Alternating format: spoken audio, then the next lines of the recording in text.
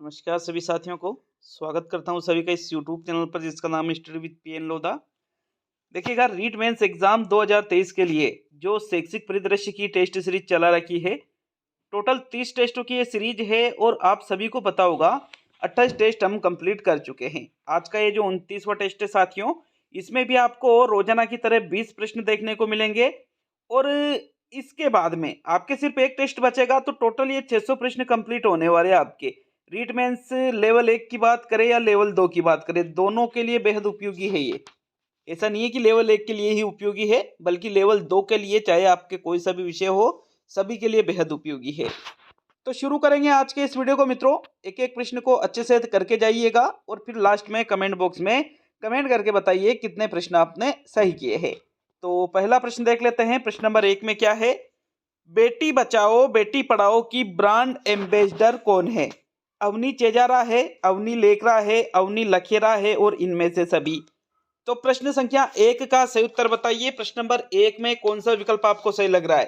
देखो, अब एक चीज मैं आपको बताऊं कि ये जो प्रश्न है आपने पढ़ रखा है इस प्रश्न को, लेकिन होता क्या है एग्जाम में भी कई बार क्या मतलब कुछ चीजें ऐसी आ जाती है अपने को पता है, लेकिन उसका एग्जैक्टली जो नाम है वो हमको पता नहीं होता है। तो जो बेटी बचाओ बेटी पढ़ाओ की जो ब्रांड एम्बेसडर है, अवनी तो है, लेकिन अवनी कौन? अवनी लेकरा है, चेजारा है, लखेरा है। तो भाई ये तो तीनों अलग अलग नाम हो गए, तो इस वजह से प्रश्न संख्या 1 में कौन सा विकल्प सही रहेगा साथियों? आपके विकल्प नंबर जो 2 है, अवनी लेखरा। क्या नाम है उनका?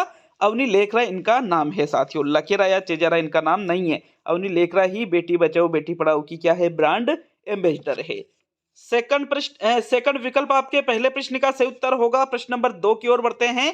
देखिएगा प्रश्न नंबर 2 को, राज्य सरकार ने कब विद्यालय प्रबंधन समिति के गठन की मंजूरी दी? 10/5/2011 को, 10/5/2012 को, 10/5/2013 को और 10/5/2014 को। तो देखो, विद्यालय प्रबंधन समिति, यहाँ एसएमसी की बात की जा रही है। एसएमसी के गठन की मंजूरी राज्य सरकार ने जब दी थी साथियों, राजस्थान सरकार की मैं बात कर रहा हूं, तो वो डेट सन आपको ये बताना है। प्रश्न नंबर 2 में कौन सा विकल्प सही रहेगा? तो भाई ऐसा है, एसएमसी के पहले चलती थी एचडीएमसी। क्या चलती थी? एचडीएमसी। एचडीएमसी तो पहले से ही चली आ रही है, लेकिन एसएमसी का जो गठन है इसकी मंजूरी राज्य सरकार ने दी थी 10/5/2011 में। जो पीएस और यूपीएस स्कूल होते हैं, जो पीएस जो प्राथमिक और उच्च प्राथमिक विद्यालय हैं, इनमें साथियों विद्यालय प्रबंधन समिति का गठन किया जाएगा। इसकी मंजूरी राज्य सरकार ने कब दी थी? 10/5/2011 को दी थी। तो प्रथम विकल्प आपके दूसरे प्रश्न का सही आंसर है। प्रश्न नंबर 3 की ओर बढ़ेंगे मित्रों। तीसरा प्रश्न देख लेते हैं। प्रश्न नंबर 3 क्या है? विद्यालय प्रबंधन समिति की कौन सी धारा के अनुसार एसएमसी की कार्यकारिणी को 2 वर्ष बाद विघटित कर दिया जाएगा? धारा 27, 28, 29 और 30। तो इनमें से आप सभी को पता होगा कि एसएमसी विद्यालय प्रबंधन समिति के अंतर्गत टोटल कितनी धाराओं का उल्लेख किया गया है साथियों? 30 धाराओं का उल्लेख किया गया है। कितनी धाराओं का? 30 धाराओं का। और यहां बात की जा रही है कि वो कौन सी धारा है, ऐसी कौन सी धारा ये बताती है कि जो एसएमसी की कार्यकारिणी होती है इसको प्रत्येक 2 वर्ष बाद विघटित कर दिया जाएगा और नई कार्यकारिणी का गठन किया जाएगा साथियों। तो ऐसा जो धारा बताती है वो धारा आपको प्रश्न 3 में बताना है। सेकंड वीडियो है आज का, ये भूगोल का गोल्डन पेपर नंबर 17 सुबह 8:15 साढ़े 8 बजे के लगभग अपलोड कर दिया है। ऐप पर शैक्षिक परिदृश्य वाला जो पार्ट है, 149 रुपए वाला जो कोर्स है, इसमें शैक्षिक परिदृश्य का पेपर नंबर 5 मैंने सुबह 8 बजे अपलोड कर दिया था। उसके बाद में 8:30 बजे आपके राजस्थान का भूगोल गोल्डन पेपर नंबर 17 आया। उसके बाद में आपके एक और टेस्ट आया था साथियों, जो लेवल 2 वाले हैं एसएसटी लेवल 2 वालों का पेपर नंबर 11 आया। इसके बाद इस एसएसटी लेवल 2 जो 149 रुपए वाला कोर्स है उसकी बात कर रहा हूँ। और इसके बाद आपके ये वीडियो, और अब आपके जो लेवल 2 वाले हैं साइंस का एक आपकी टेस्ट आएगा। लेवल 1 वाले हैं एसएसटी का जो सामाजिक अध्ययन का जो कल से ही टेस्ट सीरीज आरंभ किए 149 रुपए वाले कोर्स में, उसमें आपके पेपर 2 आ जाएगा लेवल 1 एसएसटी के लिए। ठीक है, लेवल 1 एसएसटी के लिए।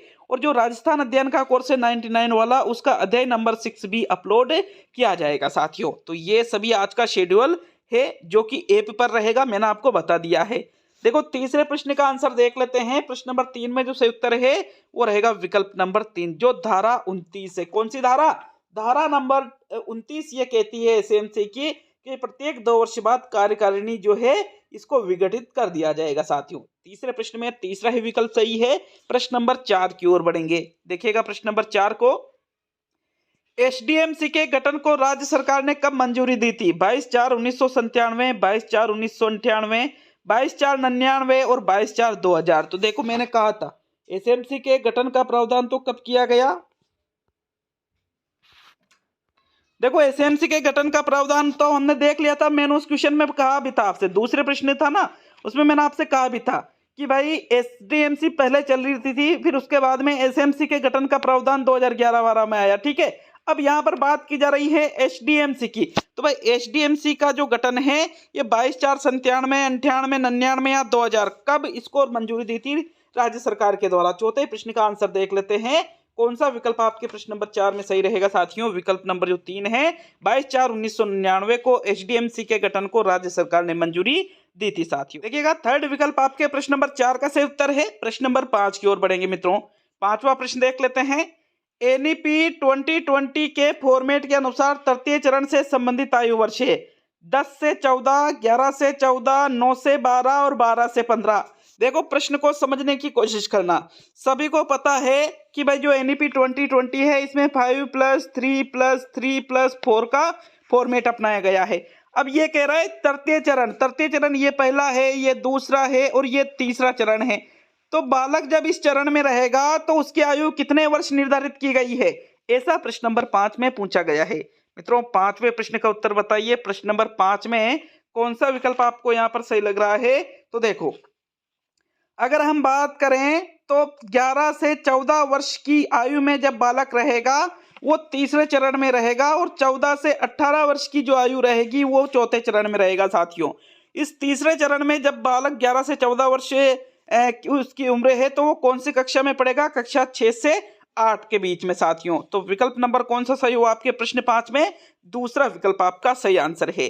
प्रश्न नंबर 6 की ओर बढ़ेंगे मित्रों। छठा प्रश्न देख लेते हैं।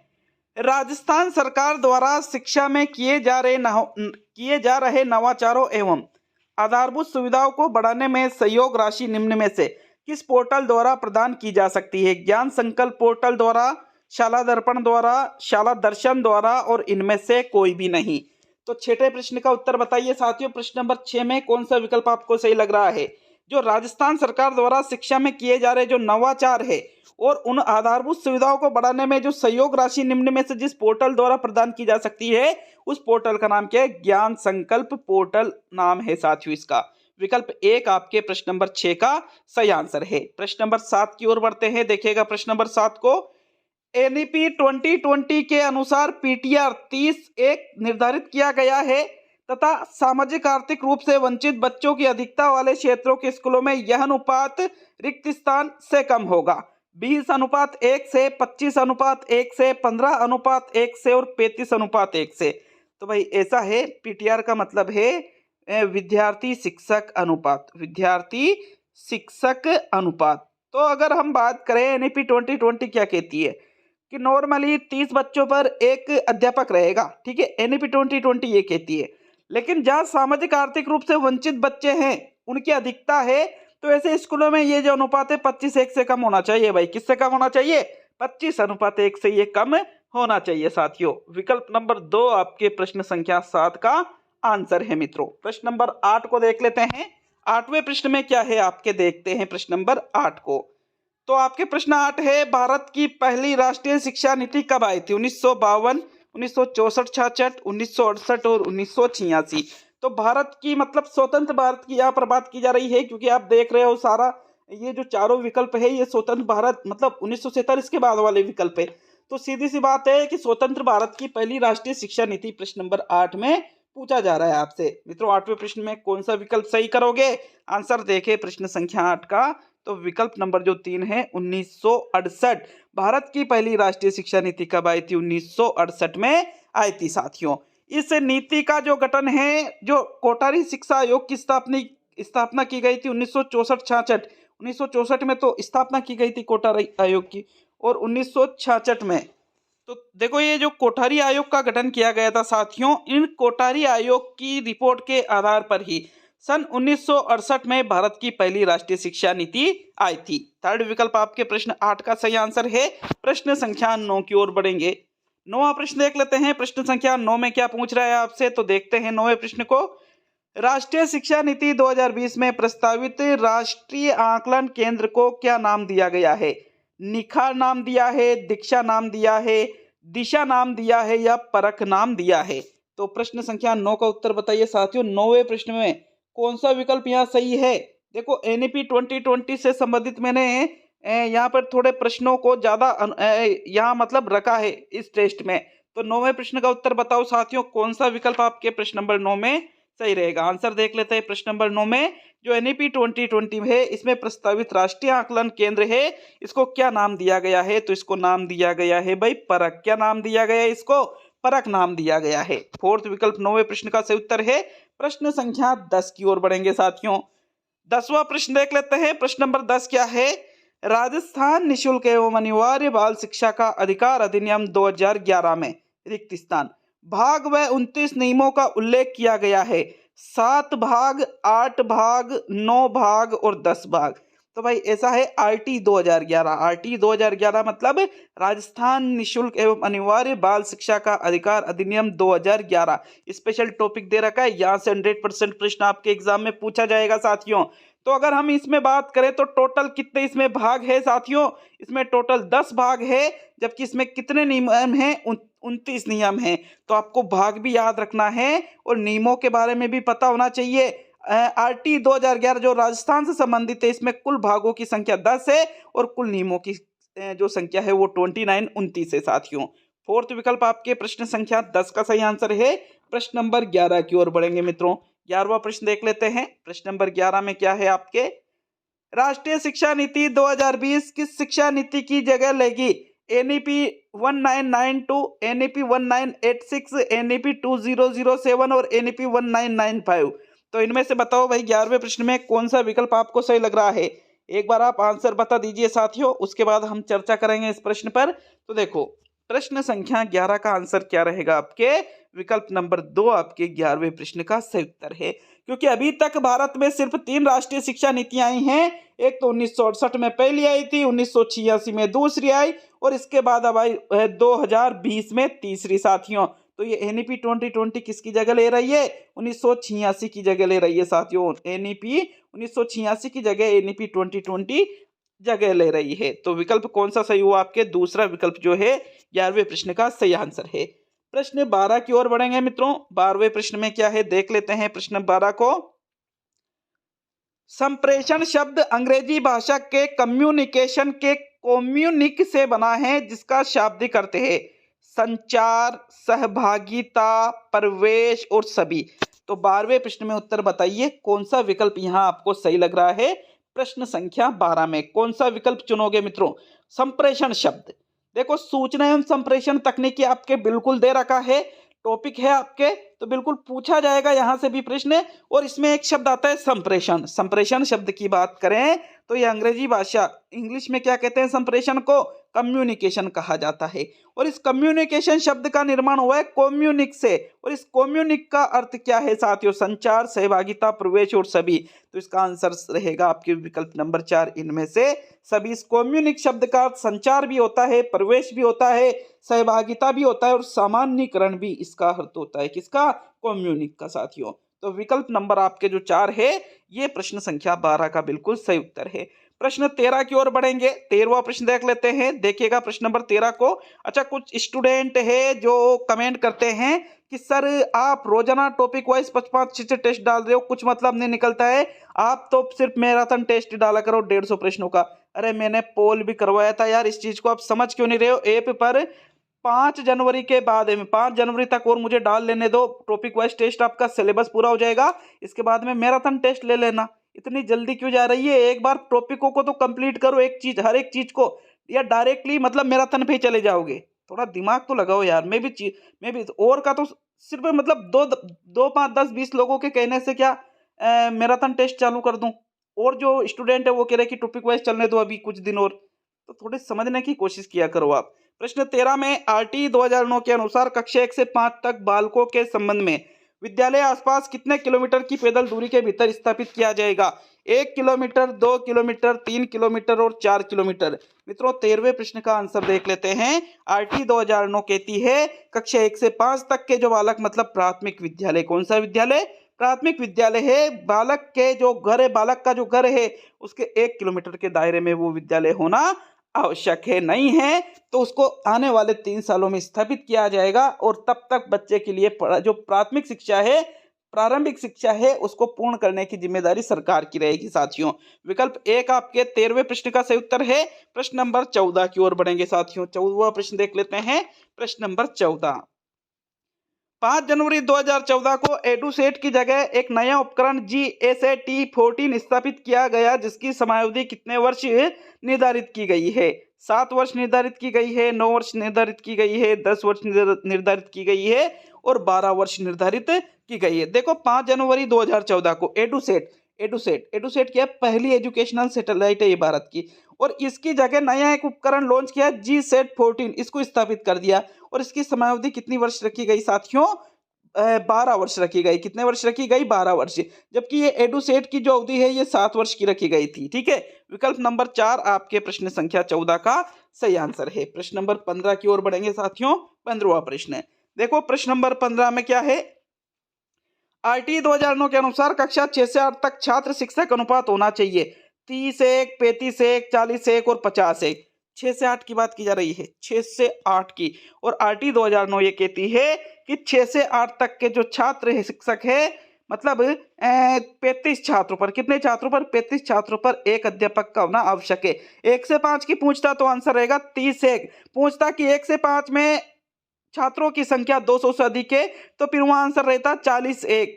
प्रश्नों को समझने की कोशिश करके और आंसर दिया करो भाई। जिस प्रकार से प्रश्न पूछा गया है उसी प्रकार से आपका आंसर होना चाहिए साथियों। यहाँ 6 से 8 पूछा है तो 35:1 सही रहेगा। सेकंड विकल्प 15वें प्रश्न का सही उत्तर है। प्रश्न नंबर 16 की ओर बढ़ते हैं। 16वां प्रश्न देख लेंगे साथियों। इंदिरा प्रियदर्शनी योजना किस वर्ष लागू हुई? 2009-10, 2010-11, 2011-12 और 2012-13। तो जिस वर्ष इंदिरा प्रियदर्शनी योजना लागू की गई वो वर्ष आपको 16वें प्रश्न में बताना है साथियों। 16वें प्रश्न में जो आपका आंसर रहेगा वो कौन सा रहेगा? विकल्प नंबर 2। 2010-11 में ही इंदिरा प्रियदर्शनी योजना लागू हुई थी। तो सेकंड विकल्प आपके 16वें प्रश्न में सही उत्तर है। प्रश्न संख्या 17 की ओर बढ़ेंगे साथियों। अच्छा, कुछ बच्चे कमेंट भी करते हैं कि सर टेस्ट अटेम्प्ट करने के बाद में हमें कैसे पता चलेगा कि उसका आंसर क्या है? अरे तो वही अटेम्प्ट करने के बाद में नीचे जाया करो, व्यू सॉल्यूशन का ऑप्शन होता है, व्यू सॉल्यूशन, उस पर क्लिक करो। हर चीज की कौन सा अटेम्प्ट करा, कौन सा अटेम्प्ट नहीं करा, कौन सा सही हुआ, कौन सा गलत हुआ, सारी चीजें वहीं आपको मिल जाती है तुरंत ही टेस्ट अटेम्प्ट करने के बाद में। वहीं देखा करो यार, टेस्ट अटेम्प्ट कर लिया उसके बाद में व्यू सॉल्यूशन का ऑप्शन आता है, थोड़ी नीचे जाया करो उसमें, है ना। देखो प्रश्न नंबर 17 की ओर बढ़ते हैं। 17वां प्रश्न है आपके, इनमें से स्थायी मेमोरी है रैम रोम दोनों और कोई नहीं। तो इनमें से जो स्थायी मेमोरी है उस मेमोरी का चयन आपको प्रश्न नंबर 17 में करना है साथियों। प्रश्न 17 का कौन सा विकल्प सही रहेगा? देखो अगर हम बात करें स्थायी मेमोरी की तो जो रोम है, रोम जो है साथियों बिल्कुल ये क्या है? एक स्थायी मेमोरी है। विकल्प नंबर आपके 2 17वें प्रश्न का सही उत्तर है। प्रश्न संख्या 18 की ओर बढ़ेंगे साथियों। 18वां प्रश्न देख लेते हैं।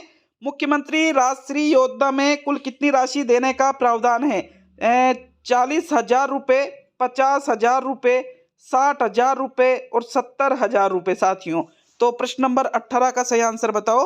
18वें प्रश्न में इनमें से आपको कौन सा विकल्प सही लग रहा है? जो मुख्यमंत्री राष्ट्रीय योजना है इसमें कुल कितनी राशि देने का प्रावधान है? तो अगर हम बात करें कुल राशि का तो भाई इसमें टोटल 50,000 रुपए जो इस योजना के अंतर्गत जो पात्र बालिकाएं हैं उनको दिया जाता है साथियों। विकल्प नंबर 2 देखो एक साथ नहीं दिया जाता है, ठीक है, किस्तों में अलग अलग चरणों में दिया जाता है। तो विकल्प 2 आपके प्रश्न 18 का सही आंसर होगा। सेकंड लास्ट प्रश्न की ओर बढ़ेंगे साथियों। अच्छा लगे वीडियो लाइक शेयर करके जाइएगा, चैनल पर नए हो सब्सक्राइब करके जरूर जाइएगा साथियों। 19वां प्रश्न देख लेते हैं। प्रश्न नंबर 19 में क्या पूछ रहा है? इनमें से कौन सा मुख्यमंत्री शुभलक्ष्मी योजना का उद्देश्य नहीं है? बालिका जन्म प्रोत्साहन देना, बाल विवाह को रोकना, बालिका जन्म के पंजीकरण को प्रोत्साहन देना और गर्भवती बालिकाओं की सहायता करना। तो जो मुख्यमंत्री शुभ लक्ष्मी योजना का उद्देश्य नहीं है वो आपको देखना है 19वें प्रश्न में। साथियों प्रश्न संख्या 19 का आंसर देखें तो इनमें से बालिका जन्म को प्रोत्साहन देना, बाल विवाह को रोकना, बालिका जन्म के पंजीकरण को प्रोत्साहन देना, ये सभी मुख्यमंत्री शुभ लक्ष्मी योजना का उद्देश्य है। लेकिन गर्भवती बालिकाओं की सहायता करना ये मुख्यमंत्री शुभ लक्ष्मी योजना के उद्देश्यों में सम्मिलित नहीं किया जाता है। फोर्थ विकल्प आपके 19वें प्रश्न का सही आंसर है। अब आज का अंतिम और 20वां प्रश्न देख लेते हैं। इसके बाद एक टेस्ट और आएगा आपके शैक्षिक परिदृश्य का।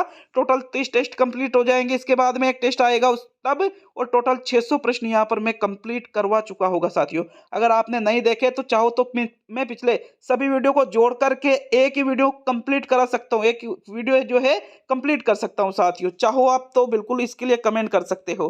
प्रश्न 20वां और अंतिम प्रश्न देख लेते हैं। अच्छा, ऐप डाउनलोड नहीं कर रखा है, डाउनलोड जरूर करिएगा। 8000 से अधिक जो लोग हैं उन्होंने ऐप को डाउनलोड कर लिया है साथियों, और हजारों विद्यार्थी कोर्स को ज्वाइन करके रेगुलर अपनी जो पढ़ाई है उसको बहुत ही अच्छे तरीके से कर रहे हैं। देखिए, राज्य सरकार के द्वारा राजस्थान जन आधार कार्ड योजना की घोषणा की गई 18 सितंबर 2019, 18 अक्टूबर 2019, 18 नवंबर 2019 और 18 दिसंबर 2019। मोस्ट इंपोर्टेंट क्वेश्चन है ये। ऐप डाउनलोड का लिंक मैंने कमेंट बॉक्स में भी दे दिया है। स्टडी विद पीएन लोधा नाम से ऐप है। प्ले स्टोर पे जाकर भी आप ऐप को डाउनलोड कर सकते हो। सर्च कर लो ना, study with PN Lodha app आ जाएगा साथियों आपके सामने। तो राज्य सरकार के द्वारा राजस्थान जन आधार कार्ड योजना की घोषणा कब की गई थी? प्रश्न 20 में आंसर देख लेते हैं साथियों। कौन सा विकल्प आपका सही रहेगा? चौथा विकल्प। 18 दिसंबर 2019 को राज्य सरकार के द्वारा राजस्थान जन आधार कार्ड योजना की घोषणा की गई, जिसमें 10 डिजिट नंबर यहाँ पर दिए जाते हैं साथियों। विकल्प 4 आपके 20वें प्रश्न में सही रहेगा। तो ये कंप्लीट होता है आपके पेपर नंबर 29। कैसा लगा हमें कमेंट बॉक्स में कमेंट करके जरूर बताइएगा साथियों। मिलते हैं नेक्स्ट वीडियो में। बहुत बहुत धन्यवाद सभी साथियों का वीडियो को पूरा देखने के लिए और वीडियो को लाइक शेयर करने के लिए।